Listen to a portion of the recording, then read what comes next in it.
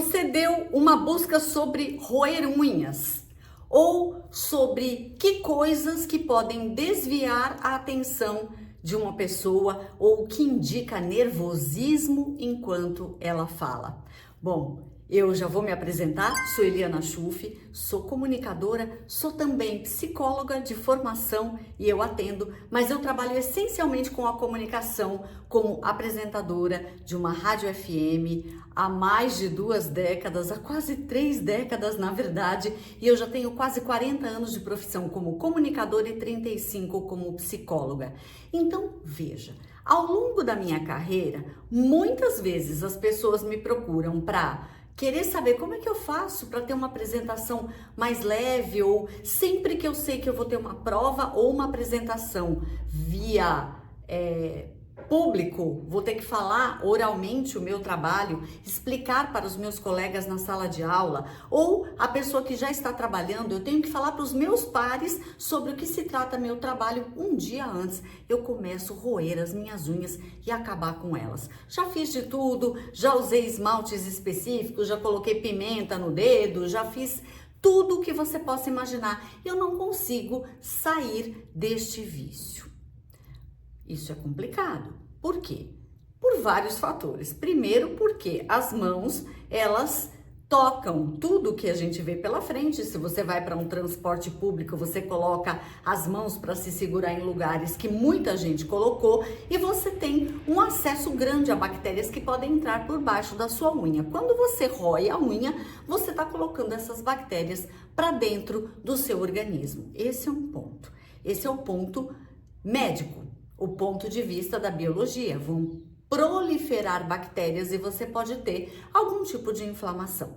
Mas tem o lado do comportamento. Quem está ali vendo você falar e percebe que as suas unhas estão no toquinho, tá até aparecendo o dedo, que você tem esse vício, já vai olhar para você e imediatamente saber pelas suas mãos que você sofre de um tipo de ansiedade.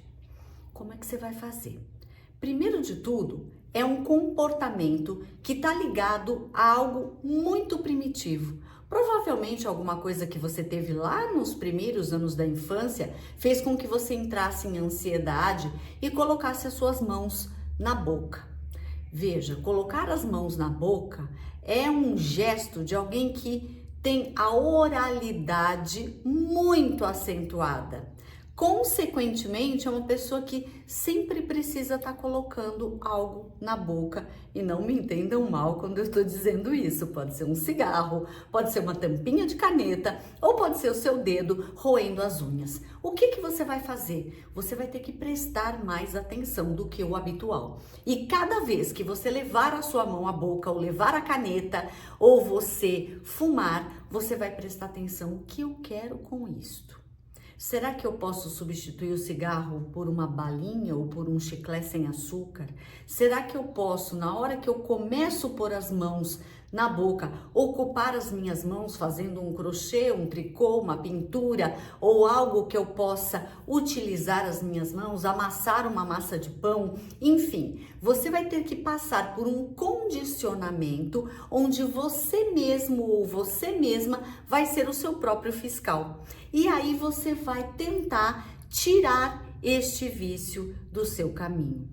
Bom, se você ainda não me segue aqui no YouTube, já vou dizendo para você dar uma pausa no vídeo, fazer inscrição no meu canal, porque tudo que está relacionado ao falar bem, eu costumo abordar em diversos temas curtos, conteúdos curtos, para que você não se canse com cada um deles, mas que você tenha uma informação básica que, inclusive, possa te levar a novos caminhos. E voltando a esta questão da ansiedade que leva a roer unhas, a pessoa que tem esse tipo de ansiedade pode também estar sempre colocando as mãos no bolso, ou quando você fala, veja, se eu começo a gravar o vídeo com a mão na minha boca, já diminuiu a minha projeção vocal até você. Então a pessoa que fala assim, escondendo a boca, ou tem vergonha de mostrar os dentes, vá cuidar dos seus dentes, faça alguma coisa, você não precisa sorrir o tempo todo para alguém, mas A partir do momento que você está sempre pondo a mão para esconder, você está escondendo a sua personalidade. Outra coisa não menos importante, no momento em que você fala, se você está fazendo gestos, os gestos têm que ser coerentes ao seu discurso. Se você fala o tempo todo com as mãos paradas, se eu fico muito paralisada e só mexo a boca, eu pareço um boneco falando e isso vai cansando você que está aí me assistindo. Então veja que a soltura corporal, ela também é importante, mas os gestos preferencialmente tem que ser suaves. Gestos muito bruscos fazem, né? Se eu falo você, parece que eu tô apontando para a pessoa, que eu estou agredindo a pessoa. Se eu não faço gesto nenhum, parece que eu não me conecto. E gestos muito exagerados o tempo todo vão fazer a pessoa que está te ouvindo prestar muita atenção na sua atitude, nos seus gestos, do que na sua palavra. Então, você precisa gesticular para dar naturalidade àquilo. Sabe aquelas coisas que a gente faz quando tá na roda de amigos? Se você tá numa roda de amigos e fala, nossa, eu levei um susto, a gente normalmente tem expressões que a gente aprende, né? Nossa, quando você leva as mãos na cabeça, é uma surpresa. Você não tem ideia, né? Você tá explicando. Ou sabe, quando uma coisa é muito ampla, você faz um gesto largo. Ou era tão pequenininho, a gente costuma ajudar com os gestos a simbolizar aquilo que a gente está falando. Isso é muito bom, porque dá naturalidade à fala. De onde é que eu venho? Eu venho do meio de rádio. Em rádio não temos imagem, temos a palavra. Mas quando eu tô falando no ar, é só você seguir minha rede social que você vai ver os bastidores. Eu gesticulo? Sim. Por quê? Porque os gestos, as expressões, como se ao falar no microfone eu estivesse olhando para uma pessoa, assim como eu estou olhando aqui para o pontinho da minha câmera, como se estivesse olhando para você, isso vai criar uma conexão. Eu vou falar como se eu estivesse falando para quem está me ouvindo. Então o gesto traz a naturalidade da minha leitura. Gesticular é importante, mas é tão importante você fazer gestos suaves e coerentes com o que você está dizendo, é tão importante quanto não ficar paralisado, mãos no bolso, braço cruzado, então é como se você estivesse pondo uma barreira entre você e o outro, né? Não é uma boa coisa, nem em entrevistas de trabalho e nem numa situação quando você senta para conversar, alguém fala, vamos conversar? E a pessoa já, tá, pode falar. Imediatamente ela já te mostrou corporalmente que ela está fechada para o assunto que você vai dizer. Então preste atenção, porque se você falar demais, você vai perder tempo. A pessoa não está pronta para te ouvir. A pessoa quando está pronta, ela relaxa, ela senta de forma suave.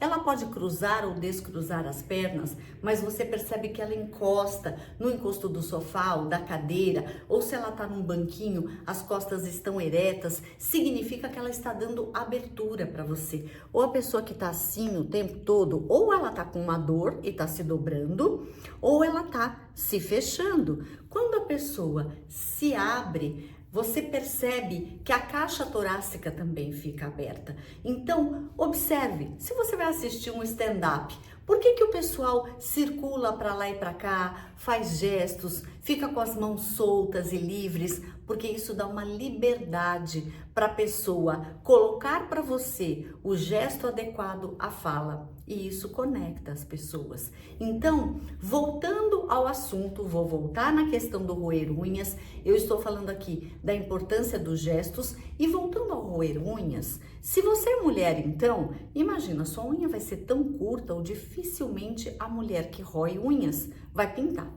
Porque vai ficar aquele toquinho de unha. Então, é mais fácil de entregar do que uma unha de homem. Mas os homens também fazem isso. E quando você rói as unhas ou você fica o tempo todo colocando as mãos na boca, a outra pessoa tende a perder um pouco da credibilidade em você. De que forma? Bom, se essa pessoa tá nervosa, ela tá nervosa por quê? Porque o que ela tá me contando é verdade ou não? Então veja, você pode estar falando um assunto importantíssimo e sendo muito verdadeiro ou verdadeira, mas o seu corpo vai estar expressando uma dúvida. Na verdade, a dúvida é, será que eu estou agradando? E aí tá ali roendo, né? Mas para a pessoa que está assistindo, a dúvida pode ser, será que essa pessoa realmente domina o assunto? Então tome muito cuidado. E aí, você pode procurar um especialista, caso você não consiga com essas dicas que eu disse para você. Seja muito pontual e observe muito a si mesmo. Colocou a mão na boca, desvia a atenção. Pega um livro para ler, sai para andar, vai lavar as mãos, vai fazer uma caminhada balançando os braços, vai ocupar as suas mãos fazendo um crochê, um tricô, uma pintura ou consertando alguma coisa, amassando pão. Ocupe as suas mãos, mas não leve a boca. Mas se a necessidade é algo na boca, chupa uma bala. Masca um chiclete sem açúcar, de preferência coisa sem açúcar, para não resolver um problema criando um outro, virando diabético ou estragando os dentes. Então é muito importante que você arrume uma solução, mas não aquela solução paliativa que resolve aqui e cria problemas lá, feito cobertor curto. Você puxa uma ponta, descobre o pé, puxa outra ponta, descobre a cabeça. Não dá. Então observe muito e pense bem, por que é que você rói unhas? Desde quando você rói unhas? E desde quando vai dar a pista de em que momento da sua vida você criou uma ansiedade que fez você se fechar, ficar com vergonha e levar as mãos à boca, esconder a sua boca numa tentativa de tirar sua própria voz. Isso foi com 3, 4 anos? Isso foi com mais tempo, quando entrou na escola? Quando você descobrir o motivo, você vai ter como tratar a causa. Aí a gente já entraria no viés psicológico. Eu tô te dando uma coisa prática da comunicação, que um palestrante ou uma palestrante, ou um professor, professora, ou uma pessoa que está vendendo algo para você e trabalha falando, então um vendedor de imóvel ou de loja que tá o tempo todo roendo a unha, realmente não vai passar a credibilidade, vai passar uma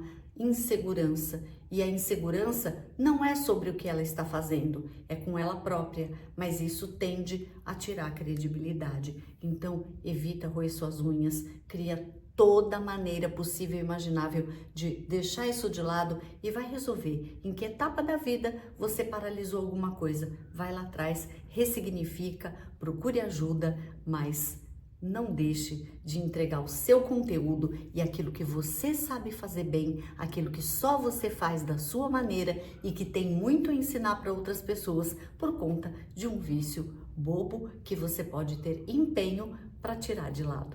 Se esse conteúdo foi útil, eu gostaria que você, ao final da aula, colocasse aí um comentário ou falasse o que mais que você gostaria que eu abordasse nos meus vídeos aqui no canal. E se você já segue meu canal, indica para mais pessoas. Se não segue ainda, aproveita agora no final do vídeo, dá o seu like e faz a sua inscrição. Até a próxima!